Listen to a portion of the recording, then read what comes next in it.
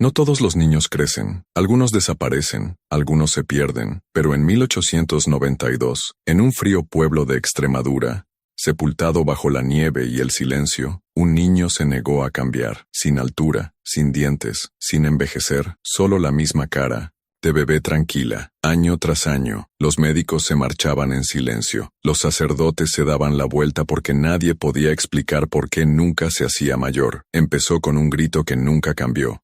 Durante 60 años, el mismo sonido resonó desde la misma cuna dentro de una granja olvidada en lo profundo de las colinas de Extremadura. Al principio nadie creyó los rumores. Un bebé que nunca crecía, una cara que nunca cambiaba, solo otro cuento de fantasmas transmitido a través de susurros. Pero uno por uno, los lugareños que se volvieron demasiado curiosos desaparecieron, y aquellos que escucharon demasiado de cerca, los gritos cambiaron para siempre. Esta no es una historia sobre un niño milagro, esta es una historia sobre algo que la ciencia nunca se atrevió a tocar. Bienvenidos a Detrás del Genio, donde descubrimos los relatos más extraños y perturbadores que la historia intentó enterrar, desde inventos embrujados hasta misterios sin resolver. Aquí lo imposible se vuelve innegable. Asegúrate de suscribirte y activar la campana para que nunca te pierdas lo que se esconde detrás del genio. Ahora, volvamos a Extremadura, 1892, y al bebé que nunca envejeció. En el invierno de 1892, el pequeño pueblo de Valdelarco, Extremadura, registró una nevada tan feroz que enterró cercas, silenció al ganado y obligó a las familias a tapiar sus ventanas durante semanas. Era el tipo de frío que te ahuecaba los huesos, el tipo que hacía que los ancianos susurraran oraciones y las madres mecieran a sus hijos un poco más de lo habitual. Ese fue el invierno en que se encontró al bebé. El sheriff Mateo García fue el primero en llegar. El único médico del pueblo había salido a un pueblo cercano 2 días antes y no había regresado. Así que cuando llegó la carta, con una letra rayada y temblorosa en un papel húmedo, Mateo fue solo. La carta no tenía firma, solo un mensaje. No ha cambiado. Creo que me está mirando ahora. Siguió el rastro hasta las afueras del pueblo, a una antigua granja medio tragada por los montones de nieve. La chimenea estaba fría. El porche se había derrumbado, pero dentro del sótano, escondido debajo de una puerta trampa rota y una capa de heno, Mateo lo encontró. El bebé, envuelto en mantas apolilladas, silencioso, su piel era pálida como cera, sus ojos, bien abiertos, de un azul claro, sin pestañear, no lloraba, no se inmutó, simplemente lo miró fijamente, como si hubiera estado esperando a alguien. Y a su lado un diario podrido. Mateo se llevó ambos. De vuelta en el pueblo, el bebé se convirtió en una curiosidad, un misterio, y rápidamente en un terror silencioso. Porque nunca cambiaba. Pasaron los días, luego las semanas. Nunca lloraba, nunca envejecía, nunca dormía, solo miraba. Los lugareños susurraban a puerta cerrada. Algunos decían que estaba maldito, otros decían que no era un bebé en absoluto. Pero Mateo, que lo guardaba en la habitación de invitados de su cabaña, comenzó a tener sueños, siempre el mismo, una cuna meciéndose sola, una voz, suave y distante, susurrando números al revés, y una helada que se extendía por sus ventanas desde el interior. Dejó de dormir. El diario también era extraño. Sus páginas eran frágiles, manchadas. Solo unas pocas eran legibles, llenas de entradas como estas. Intenté dejarlo en el bosque. Volvió, clavé el sótano, lloró sin sonido, no come, no duerme, recuerda cosas que no le he dicho, habla, pero no en voz alta. Después de 2 semanas, Mateo visitó al padre Serrano en la iglesia. El sacerdote era un hombre tranquilo que había visto su parte de horror durante la guerra, pero cuando miró al bebé dio un paso atrás. Eso no es un niño, murmuró, es algo esperando. Intentó bendecir la habitación. El crucifijo en la pared se partió por la mitad. Mateo encerró al bebé en la habitación. Pero esa noche, se despertó y lo encontró sentado a los pies de su cama, todavía envuelto, todavía silencioso. La puerta no se había abierto. Para la 3ª semana, Mateo escribió a la capital del estado solicitando ayuda. No recibió respuesta. Los cables del telégrafo se rompieron durante la tormenta. Los caminos estaban enterrados, estaban solos. Luego vino el segundo diario. Apareció en el regazo del bebé, idéntico al primero, pero fechado 30 años antes. Sus entradas estaban en otra letra. Lo encontramos durante la tormenta de nieve del 75.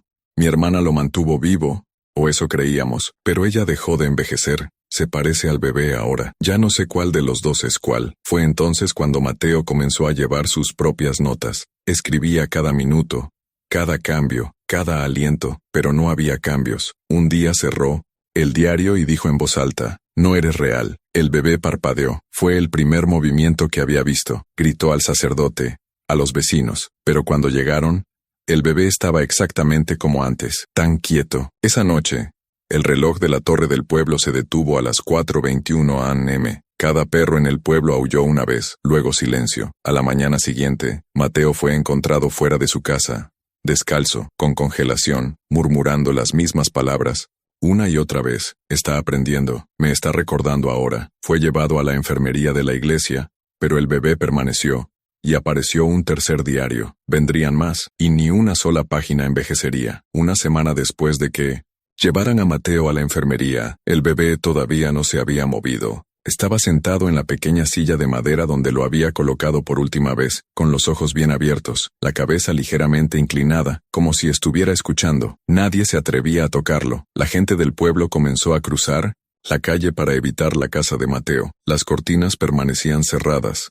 Las conversaciones se detenían cuando el viento soplaba demasiado cerca de esa casa, pero alguien tenía que cuidarlo. Enviaron a Isabela. Isabela tenía 17 años, huérfana y callada. Trabajaba en la iglesia, barriendo pasillos y doblando sábanas de himnos. Cuando el padre Serrano le pidió que se sentara con el niño cada tarde, ella no preguntó por qué.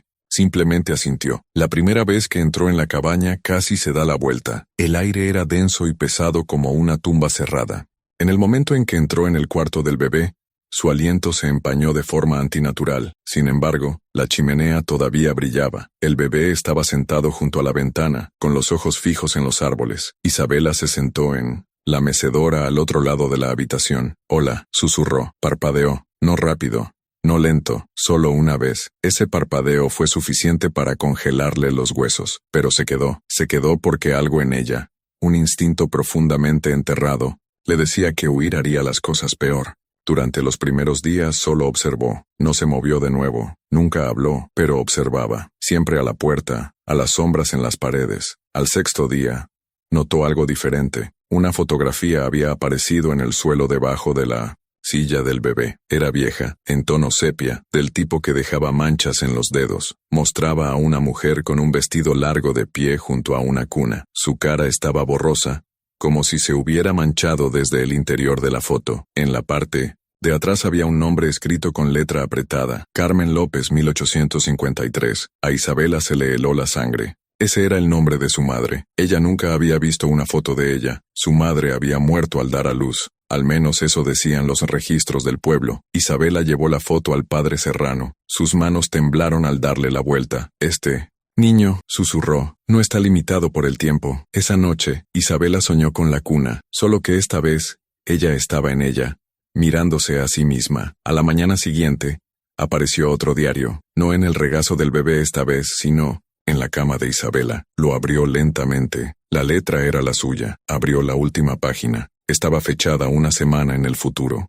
La entrada decía: «Estoy empezando a olvidar cuál de nosotras es real». Ella gritó. El padre Serrano vino corriendo. Cuando vio el diario, intentó quemarlo, pero al igual que el de Mateo, no se quemaba, se ponía negro en las llamas, y luego, reaparecía horas más tarde en el banco de la iglesia junto a Isabela. Más fotografías siguieron, cada una de diferentes épocas, cada una mostrando al mismo niño sin cambios, posando junto a extraños, a veces sostenido, a veces acechando en el fondo. Una foto, rota y borrosa, mostraba a una familia de 1925, otra claramente marcada con 1845, tenía al niño asomándose por detrás de una cortina. El bebé no había envejecido, ni un año, ni una arruga. La ropa cambiaba, los escenarios cambiaban, pero el niño seguía siendo el mismo. Los susurros comenzaron de nuevo en el pueblo. Algunos decían que era un castigo de Dios, otros pensaban que era el diablo mismo escondido en forma de niño. Pero Isabela comenzó a creer algo peor, que el bebé no era del pasado o del presente, estaba fuera del tiempo y buscaba algo.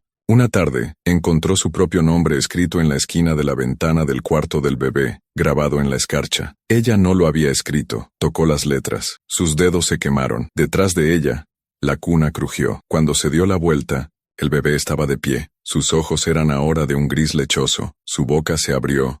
No para llorar, sino para susurrar, no en español, no en ningún idioma que Isabela hubiera escuchado antes, pero lo entendió de todos modos, y dijo, ella me dio a ti. Isabela se derrumbó. Cuando se despertó, la fotografía se había ido, y en su lugar en las ventanas había un mechón de su propio cabello. A medida que la extraña escarcha se hacía más espesa en las ventanas del cuarto del bebé, un hombre entró en Valdelarco, envuelto en un pesado abrigo negro, y llevando una bolsa llena de huesos. Su nombre era Ramiro Varela, un embalsamador, ambulante, no invitado oficialmente pero atraído por susurros, mal tiempo y peores presagios. Afirmó que seguía el olor a podredumbre, no la dulce descomposición de la muerte, sino el agudo hedor metálico de algo que no debería estar vivo. Llegó justo cuando la nieve comenzaba a caer de nuevo, lenta y antinatural, copos con forma de pequeños dientes afilados. Isabela lo vio en el borde del cementerio de la iglesia hablando con nadie, solo parado allí mirando hacia la antigua casa de Mateo. Ella no confiaba en él, pero el padre Serrano dijo, si el diablo envía a un hombre, debe tener algo a lo que temer. Ramiro hizo una pregunta. ¿Ha parpadeado? Isabela asintió. Ramiro no dijo nada más. Simplemente se quitó los guantes, abrió su bolsa y sacó 3 herramientas, un espejo, una pluma y una llave tallada en hueso. Fue a la casa solo. Lo que sucedió a continuación vino solo de su relato, aunque el pueblo confirmaría más tarde partes de él. Entró en el cuarto del bebé, no le habló al bebé, simplemente sostuvo el espejo frente a su cara, no se reflejó. Luego tomó la pluma y la tocó con los labios del niño. No hubo aliento, pero la habitación se sacudió ligeramente, lo suficiente como para derribar la llave al suelo. Ramiro se dio la vuelta para irse, pero el bebé ya no estaba. En su lugar, había un niño, tal vez de 7 años, vistiendo la misma manta apolillada. Miró a Ramiro y susurró, demasiado pronto. Ramiro salió de la casa gritando, dijo que vio su muerte, pero no el final. Lo vio acurrucado bajo las raíces de un árbol de cientos de años, con docenas de manos pequeñas saliendo de debajo de la tierra. Lo vio ardiendo en un pueblo que aún no se había construido. Lo vio hablando con una mujer sin ojos, y vio un espejo agrietado sin fin donde el niño envejecía hacia atrás cada vez que alguien lo miraba. Huyó del pueblo esa noche y por la mañana Isabela encontró su bolsa. Dentro había un nuevo diario, su última entrada. Solo puede nacer donde ya ha muerto. Más tarde esa semana, el río del pueblo se congeló por completo en una sola hora. Cada reloj en Valdelarco retrocedió 5 minutos, y el bebé regresó a su silla sonriendo. El primer niño en escuchar al bebé hablar fue Lucas Pérez, un niño de 6 años que vivía a 2 casas de la cabaña de Mateo. Era un niño callado, a menudo perdido en sus pensamientos, a menudo visto construyendo pequeñas figuras de palos. En la nieve, su madre lo envió con sopa para Isabela una noche justo antes del anochecer. Ella lo vio caminar por el camino, lo vio llamar, nunca lo vio irse. Para cuando llegó el sheriff, Isabela ya estaba buscando en el bosque. El tazón de sopa estaba intacto en el porche. El vapor todavía subía. La puerta del cuarto del bebé estaba entreabierta. El bebé estaba sentado en su silla, sonriendo. Encontraron a Lucas 2 horas después, de pie hasta las rodillas en el arroyo congelado, con los ojos muy abiertos, susurrando a nadie. Sus labios estaban azules, pero su voz era clara. No es un bebé, seguía diciendo, no es nuevo, solo lleva piel pequeña. El pueblo contuvo la respiración. Después de Lucas, más niños reportaron sueños. Describieron al bebé con gran detalle, hasta las puntadas de su manta, el color de sus ojos, los extraños símbolos quemados en su cuna. Pero ninguno de ellos había estado dentro de la casa de Mateo. Una niña, Sofía Méndez, hizo un dibujo del bebé en la escuela. Mostraba la cara del niño, torcida, más vieja, como si estuviera estirada sobre el hueso, y detrás de ella, docenas de otras caras mirando desde sus ojos. Su maestra se desmayó al verlo. El padre Serrano recogió cada dibujo, cada diario, y los encerró en el sótano de la iglesia. Pero el daño ya estaba hecho. Los niños ya no eran ellos mismos. Algunos dejaron de hablar por completo. Otros comenzaron a usar palabras que sus padres nunca les habían enseñado. Extrañas frases antiguas como la madre fría o el primer silencio. Fuera lo que fuera, el bebé había comenzado a hablar, no a los adultos, solo a los niños y solo en sueños. Isabela, adelgazando cada día, le confesó al padre Serrano que ella también lo había oído hablar ahora, pero a diferencia de los demás, ella no estaba dormida. Dijo que lo había oído decir su nombre clara y repetidamente, mientras miraba su reflejo en un espejo roto. Cada vez que decía su nombre, el reflejo se oscurecía hasta que ya no se veía a sí misma, sino algo arrastrándose justo detrás de ella, algo pequeño, blanquecino y sonriente. El sacerdote intentó exorcizar la casa. 3 velas se apagaron, a la vez. El crucifijo se dobló hacia atrás y las tablas del suelo sangraron. Literalmente, un fluido rojo y viscoso resumaba entre las grietas. Cuando se agachó para tocarlo, escuchó un latido bajo el suelo. Sellaron el cuarto del bebé y clavaron la puerta, pero cada noche, el sonido del balanceo resonaba por todo el pueblo. Incluso aquellos a varias manzanas de distancia lo oían. Wasp, Creek Wasp. Y luego las ventanas comenzaron a congelarse con mensajes. No solo déjame crecer, sino frases completas. Recuerdo el fuego. ¿Por qué dejaste de rezar? Puedo hacer más. Algunos aldeanos se fueron. Otros intentaron bendecir sus hogares con sal y escritura, pero uno por uno también comenzaron a soñar. En los sueños el bebé siempre esperaba. A veces en un escritorio, a veces detrás de una puerta cerrada, a veces flotando en una cuna en medio del bosque, bajo un cielo sin estrellas, pero siempre mirando, y siempre hablando sin mover los labios. La escuela cerró después de que 3 niños colapsaran durante las oraciones matutinas. Hablaron al unísono al despertar. Ella está casi lista. Isabela se volvió distante. Comenzó a escribir símbolos en su diario, símbolos que nadie podía leer. No le hablaba a nadie excepto al bebé. Cuando le preguntaron por su salud, ella solo respondió, me está enseñando. El padre Serrano la encontró una mañana en la nieve descalza sosteniendo la vieja fotografía de su madre. La foto había cambiado. Su madre se había ido. En su lugar estaba el bebé. La llevó adentro. Ella no se resistió, pero sus manos estaban heladas y su pulso latía lentamente como si perteneciera a alguien que nunca había nacido. El sacerdote escribió a un monasterio en las montañas, rogando por ayuda, pero la carta nunca salió del pueblo. El mensajero desapareció. Su caballo regresó con los ojos vacíos. Y ahora incluso los adultos comenzaron a oírlo hablar en susurros, en ecos, en sueños que no eran suyos. Dijeron que Mateo García nunca volvería a hablar. Después de ser encontrado descalzo en la nieve, murmurando sobre el bebé, no había dicho una frase completa en meses. Simplemente se sentaba en la enfermería mirando la ventana cubierta de escarcha, a veces parpadeando, a veces no. Pero en la primera semana de primavera, una estación que nadie creía que llegaría, susurró. Una palabra, puerta. El padre Serrano se apresuró a su lado. Mateo, ¿qué puerta? El sheriff no parpadeó. Solo miró al frente, murmurando de nuevo. La puerta se está abriendo. El mismo día comenzaron a formarse grietas en las paredes de la antigua casa de Mateo.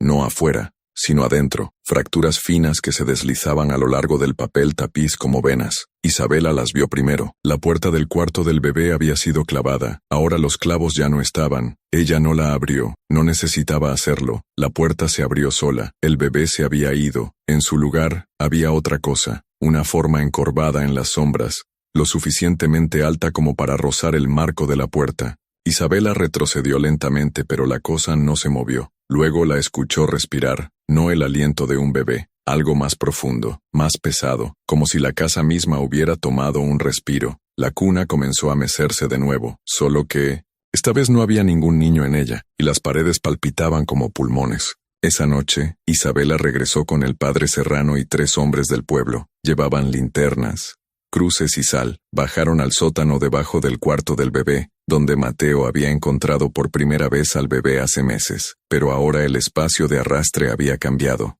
Era más grande, más profundo. La madera se había deformado, estirándose en ángulos antinaturales, y tallados en las vigas había más de esos símbolos antiguos, cada uno brillando débilmente a medida que se acercaban. En el extremo opuesto, había aparecido un túnel. No había estado allí antes. Palpitaba con aire cálido, y desde dentro de él salía un sonido como una nana, suave, distante, y en un idioma que ninguno de ellos podía nombrar. Un hombre, Elías Torres, se dio la vuelta y huyó. Fue encontrado a la mañana siguiente en el cementerio de la iglesia, con los ojos arrancados y la palabra madre tallada en el pecho. El resto regresó a la superficie. El padre Serrano declaró la casa impía.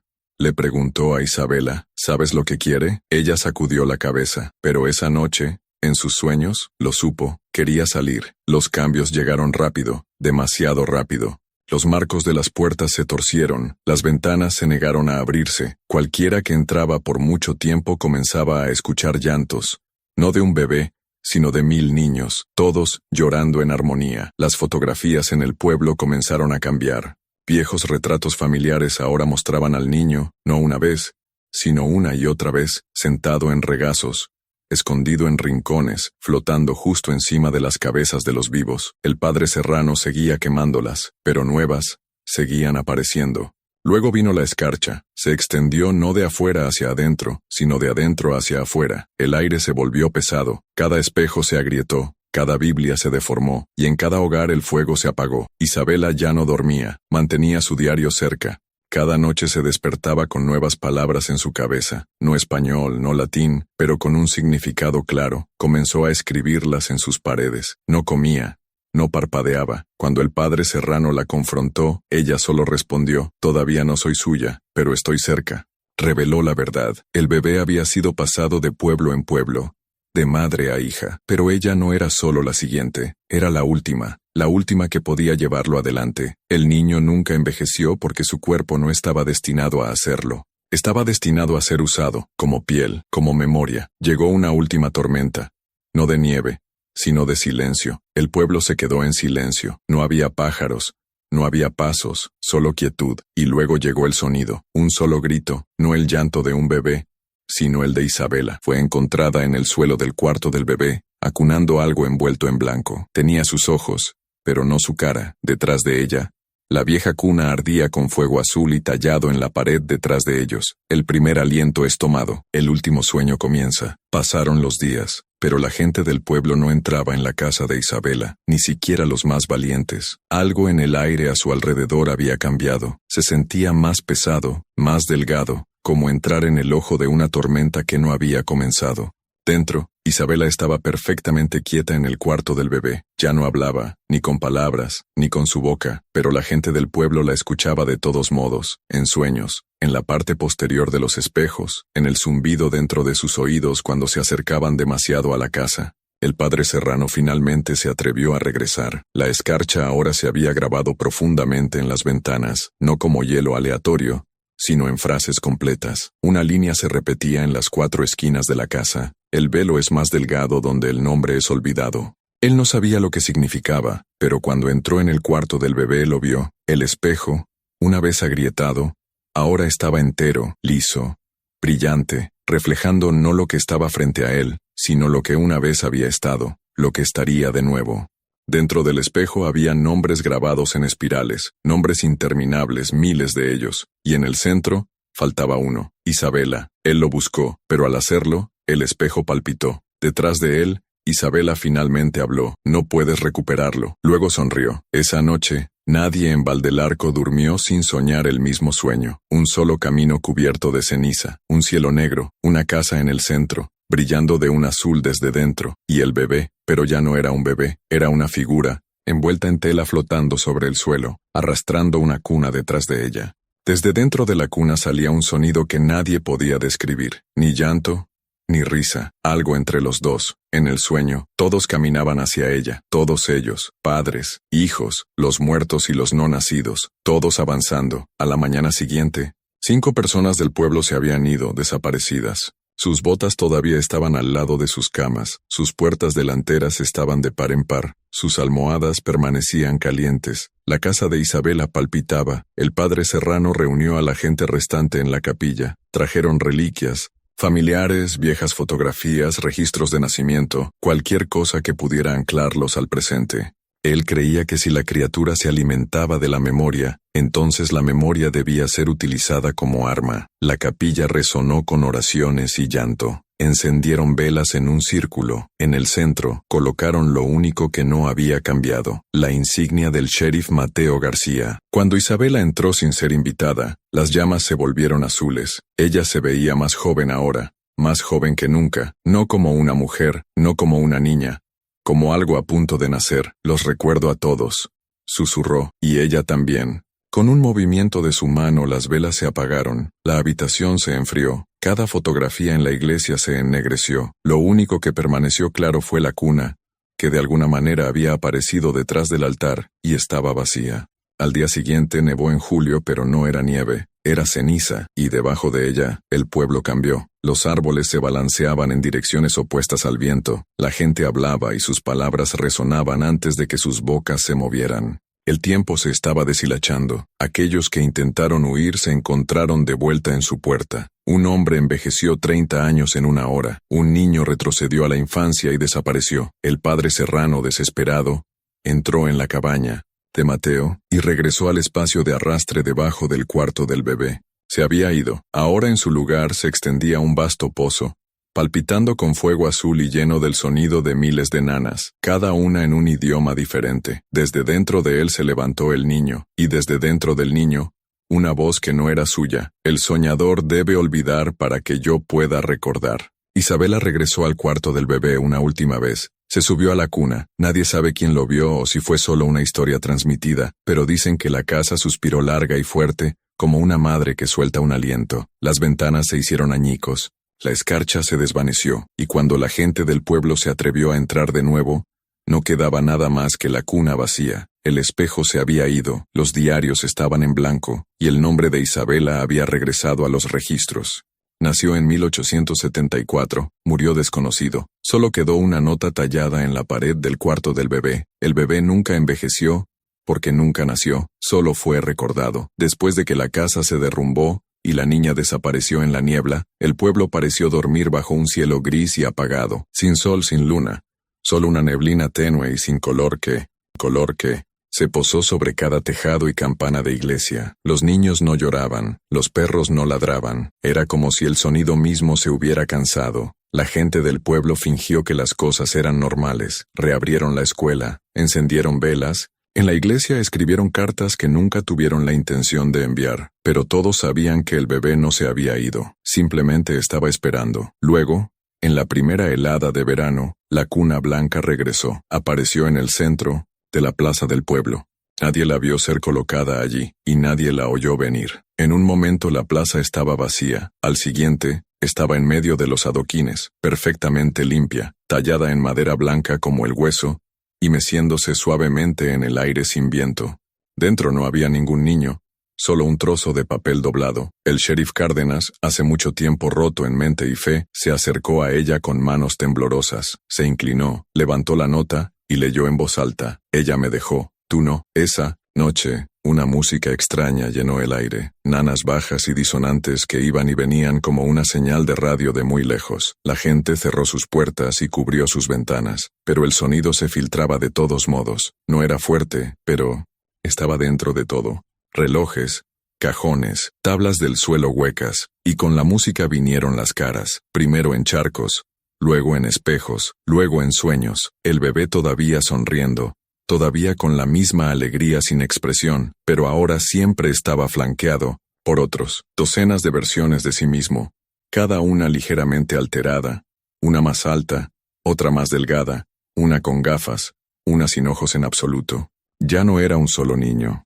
era muchos, se había multiplicado. El diario de Isabela también reapareció, encontrado en la puerta del reverendo, envuelto en su viejo chal. La última entrada no estaba fechada, simplemente decía: «Cuando la cuna regresa, también lo hace la memoria. No la mires, no la nombres, no la alimentes, pero alguien siempre lo hace». Para la tercera noche, el joven Jacobo Pedro había desaparecido de su cama. Su madre encontró escarcha en su almohada y pequeñas huellas que conducían al granero. Dentro, en el heno, yacía una segunda cuna blanca, idéntica a la primera aunque más vieja, agrietada como si hubiera sido transmitida de generación en generación. Se mecía sola, vacía, pero en el momento en que se dio la vuelta, lloró. Nadie en Valdelarco durmió esa noche. La campana de la iglesia sonó 13 veces a medianoche. Nadie estaba dentro del campanario, y en todo el pueblo, cada puerta se abrió a la vez. No se cerró de golpe, no crujió, sino como si algo estuviera pasando. Nadie vio lo que era, pero todos lo oyeron respirar. El viento lo llevaba, el fuego lo imitaba, el suelo mismo parecía inhalar, y con cada pulso, el aire se volvía más frío. Por la mañana, la gente del pueblo encontró 7 cunas dispuestas, en un círculo perfecto alrededor de la plaza del pueblo, cada una diferente, cada una meciéndose, cada una forrada con la misma manta raída, cosida con iniciales que nadie reconocía, y escrito en la torre de agua del pueblo en una escarcha, que se negaba a derretirse. Nunca dejará de nacer. Valdelarco se vació ese día. Aquellos que pudieron huyeron hacia el sur. Algunos se volvieron locos antes de cruzar la línea del condado. Otros nunca volvieron a ser vistos, pero algunos, como el padre Serrano, se quedaron. Se encerró en la iglesia y encendió cada vela. Rezó hasta que su garganta sangró. Tocó himnos desde el amanecer hasta el anochecer, pero el sonido de las nanas nunca se fue. Y una noche, un golpe vino a la puerta de la iglesia, no fuerte, solo 3 golpes lentos en la parte baja de la madera justo encima del suelo, como la mano de un niño. Él no la abrió, pero a la mañana siguiente encontró una nota deslizada debajo de la puerta, escrita con su propia letra: «Me sostuviste una vez, me diste aliento, todavía eres mío». Esa noche, la cuna en el altar se meció sola, y una voz suave susurró desde las vigas: «Aliméntame con mi nombre». Serrano nunca volvió a ser visto. Nadie sabe cuántas cunas hay ahora en Valdelarco. El pueblo ha desaparecido de los mapas. El camino que conduce allí se ha derrumbado. Los lugareños les dicen a los excursionistas que se mantengan alejados del borde del bosque, no por los lobos, sino por las canciones que resuenan después del anochecer. El bebé que nunca envejeció no desapareció. Simplemente se extendió, y donde quiera que vaya, la primera señal es siempre la misma: una cuna blanca meciéndose en silencio, esperando. Pensaron que terminó con Isabela, cuando desapareció en la niebla con la última cuna, descalza, silenciosa, sin despedirse. Se asumió que el horror de Valdelarco había terminado, que tal vez, solo tal vez, el mal había sido enterrado bajo el hielo y la ceniza, guardado en los huesos de un pueblo que ya no se encontraba en ningún mapa. La gente hablaba de ella como una mártir, otros creían que simplemente se había vuelto loca, y por un tiempo el mundo siguió adelante. Las estaciones pasaron, los bosques crecieron, el tiempo, como siempre, olvidó los bordes de lo extraño. Pero no porque la cosa dentro de esa cuna, la cosa que sonreía sin parpadear, no se desvaneció. Esperó, y con el tiempo aprendió. El cambio vino lentamente, casi educadamente. Comenzó en lugares distantes, no Extremadura, no Valdelarco, ni siquiera el valle cerca de la Casa Hueca. Las primeras señales estaban dispersas. Una mujer en 1800 Cataluña se despertó de un sueño de un niño que no tenía, un niño con dientes demasiado pequeños y ojos demasiado grandes. Un pescador en Galicia encontró una cuna a la deriva a lo largo de la orilla del río, tallada en madera blanca como el hueso, sus mecedoras suaves como el mármol. La tocó solo una vez. En cuestión de días, olvidó los nombres de sus hijos, pero recordó una nana en un idioma que nunca conoció. Un bibliotecario en Segovia recibió un libro devuelto sin título, lleno por completo de bocetos a carboncillo de infantes, cientos de ellos, cada uno con los ojos de Isabela. Al principio nadie conectó estos eventos. ¿Cómo podrían? No había titulares, ni pánico público, solo extraños murmullos dispersos en pequeños pueblos y ciudades frías. Pero algo los estaba uniendo, algo tranquilo y metódico, una conciencia sin forma, una memoria no nacida sino construida. Y luego los nombres regresaron: Isabela, Mateo, Cárdenas, Serrano, nombres que se creían borrados del mundo, resurgieron en lugares imposibles, grabados en escarcha en las ventanas, garabateados en los márgenes de los libros de himnos de la iglesia, murmurados por niños pequeños a los que nunca se les había enseñado. Un niño en La Mancha, de no más de 4 años, miró a los ojos de su abuela una mañana, y susurró: «El predicador».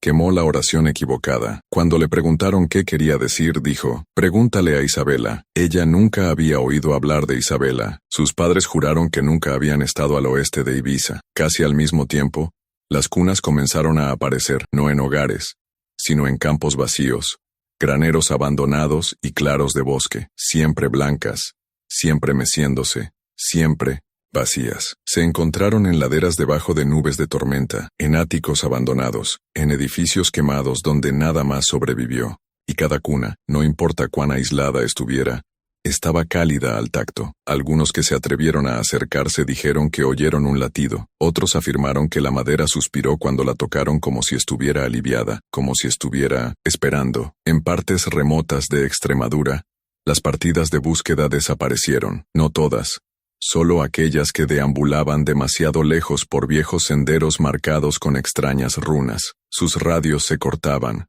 sus brújulas giraban, desaparecían en el bosque, y sus últimas transmisiones eran siempre las mismas: «Está aquí de nuevo». Un buscador regresó solo, descalzo, hablando en acertijos sobre una cuna llena de plumas y un niño que sangraba leche. Se rascó la boca hasta que su lengua se fue y nunca volvió a hablar. El informe médico afirmó congelación y psicosis, pero el médico que lo firmó se ahorcó 3 días después, dejando atrás solo una frase grabada en el cristal de su ventana: ella me dio mi voz. El cambio más aterrador no fueron las cunas, ni los sueños, ni los nombres, fueron las canciones, bajas y lentas que se reproducían de la nada, un zumbido, distante, una melodía tejida en el viento. La gente informó haber escuchado nanas en su sueño, solo para descubrir que las habían tarareado en voz alta en sus almohadas. Los viejos fonógrafos crepitaban y cobraban vida, tocando melodías que nunca existieron. Algunos juraban que podían oír a un bebé llorando debajo de la estática de las radios desafinadas.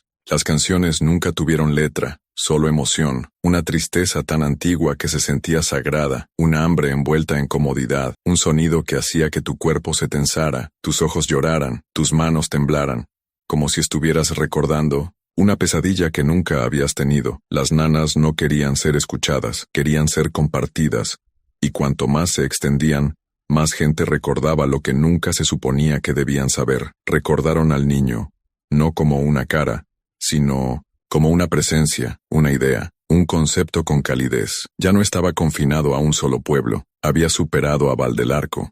Se había deslizado de esa cuna congelada y en el espacio entre los sueños, entre las oraciones, entre los alientos. No se arrastraba ni caminaba. Existía en el pensamiento, en el silencio, en viejas historias susurradas bajo colchas por abuelas que no entendían por qué conocían el cuento. Un investigador de campo en Sevilla descubrió un círculo de piedra lleno de pequeños dientes. Estaban perfectamente conservados, dientes de leche, 47 de ellos dispuestos en espiral. En su centro, un solo sonajero blanco envuelto en cordón umbilical seco. Los símbolos grabados en la piedra solo tenían una traducción: te está recordando. En Madrid, una maestra de escuela escribió una pizarra entera llena de una extraña escritura antes de colapsar. Cuando se tradujo la frase se repetía: mecer la cuna, alimentar el nombre, respirar la piel. Nadie lo entendió, pero una cuna apareció en su sala de estar esa noche. Su familia juró que no había estado allí cuando cerraron la casa.